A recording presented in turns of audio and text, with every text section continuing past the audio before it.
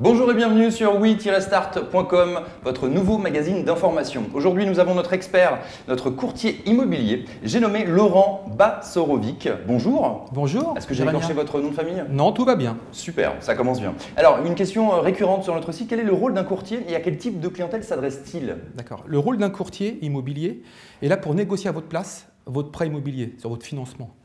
Et il se doit de vous apporter des conditions avantageuses qu'un particulier pourrait avoir sa banque, tout simplement.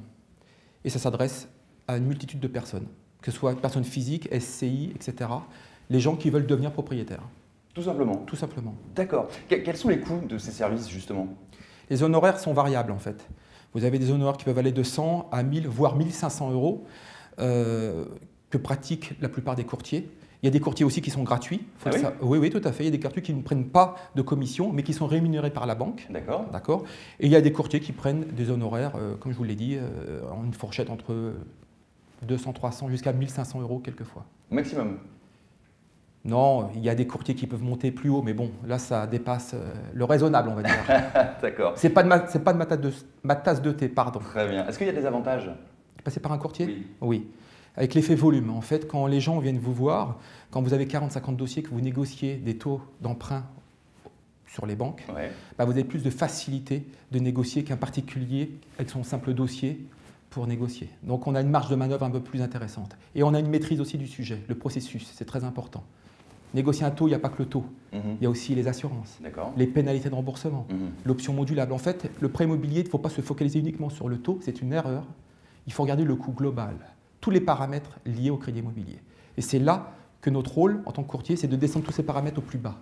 Alors bien évidemment, le parfait dossier négocié, c'est avoir le taux le plus bas, le taux d'assurance le plus bas et tous les autres paramètres négociés au plus bas. C'est ça. Mais bon, on essaye à faire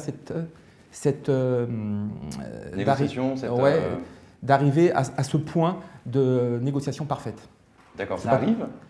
Oui, quelquefois, mais c'est notre objectif premier. Oui, d'accord. Très bien. Une question, dois-je payer des honoraires si je n'obtiens pas d'accord de financement? Non, pas du tout. J'irai même plus loin. Vous avez un accord de crédit avec un courtier ou une banque. Ouais. Si vous n'acceptez pas cet accord de crédit ou cette offre de prêt, Ouais. vous n'avez pas rien à payer. D'accord. Tout simplement. Le rôle de courtier touche ses honoraires si le dossier aboutit.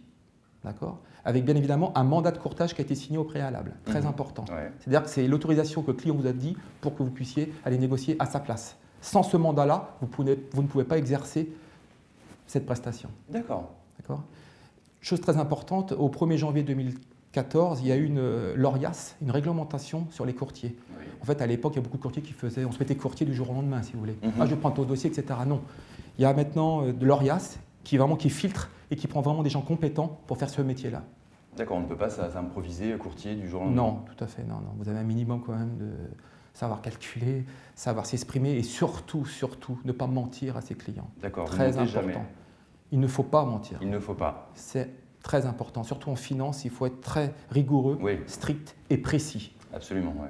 Donc, bon, moi, je suis gérant d'une société de courtage, Baso Finance, qui porte mon nom. Oui.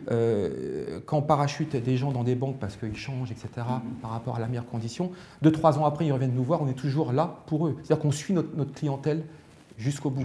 On n'est pas là uniquement pour faire le dossier et s'arrêter là. Donc, il y a quand même le service, entre guillemets, après-vente. Bien sûr, vous épaulez votre client jusqu'au toujours, même pour des conseils, etc. On est là, c'est notre métier. On peut vous appeler 24/24 Oui, on peut dire ça. On peut dire ça. D'accord, très bien. Quels sont les frais de notaire?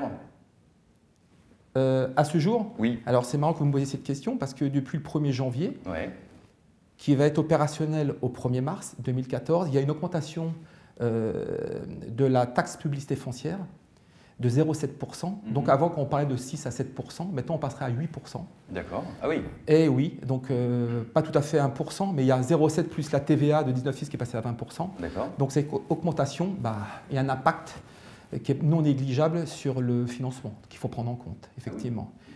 Les frais de notaire, si vous voulez, en France, vous êtes obligé de passer chez un notaire pour avoir un acte authentique.